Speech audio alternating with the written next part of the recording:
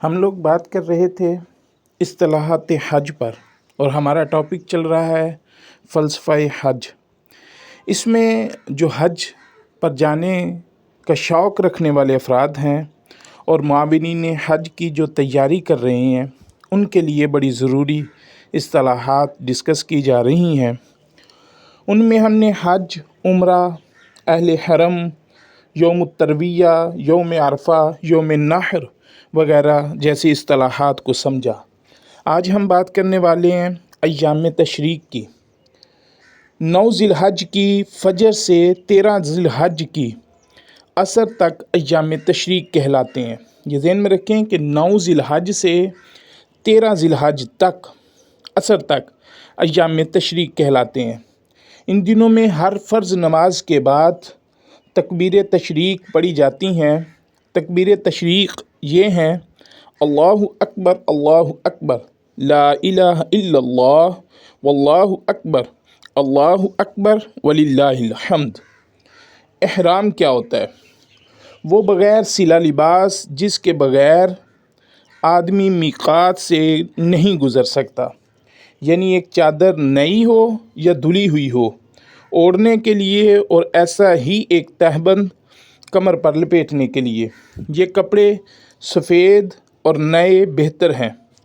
یہ گویا رب العالمین جل جلالہ کی بارگاہ میں حاضری کی ایک وردی ہے جو صاف ستھری، سادہ، تکلف اور زیبائش سے خالی ہو۔ تلبیہ: جب احرام باندھ لیے تو تلبیہ یعنی لبیک کہنا، اور تلبیہ یہ ہے: لبیک اللہم لبیک، لبیک لا شریک لک لبیک، ان الحمد والنعمت لک والملک لا شریک لک۔ احرام کے لیے ایک مرتبہ زبان سے تلبیہ کہنا ضروری ہے اور نیت شرط ہے۔ اصطباء: طواف شروع کرنے سے پہلے چادر کو داہنی بغل کے نیچے سے نکال کر دونوں کنارے بائیں مونڈے پر اس طرح ڈال دینا کہ دایاں شانہ کھلا رہے۔ استلام: دونوں ہتھیلیاں اور ان کے بیچ میں منہ رکھ کر حجر اسود کو بوسہ دینا، یا ہاتھ یا لکڑی سے چھو کر چوم لینے کا اشارہ کر کے ہاتھوں کو بوسہ دینا۔ رمل: طواف کے پہلے 3 پھیروں میں جلدی سے چھوٹے قدم اٹھانا اور شانے ہلانا جیسے کہ کوئی قوی اور بہادر لوگ چلتے ہیں۔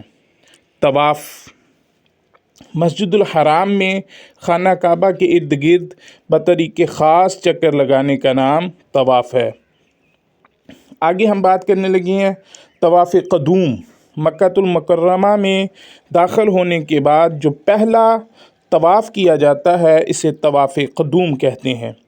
یہ طواف ہر اس آفاقی کے لیے مسنون ہے جو حج، افراد یا قران کی نیت سے مکہ معظمہ میں داخل ہو۔